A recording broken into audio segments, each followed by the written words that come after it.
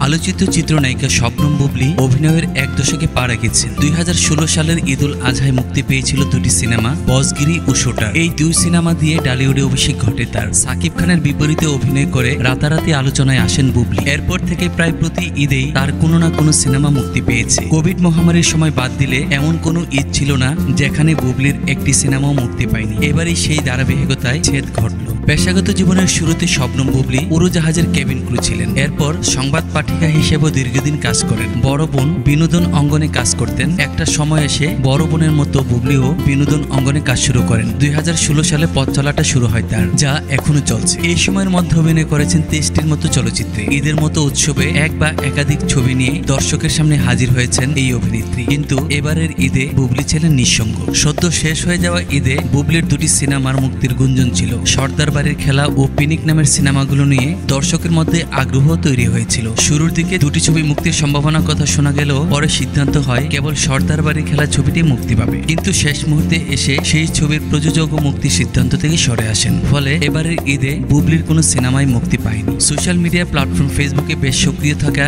বুবলী ঈদে পুরোটা সময় ছিলেন একেবারে নীরব। ছেলে শেহজাদ খান বীরের সঙ্গেও কোনো স্থির চিত্র পোস্ট করেননি।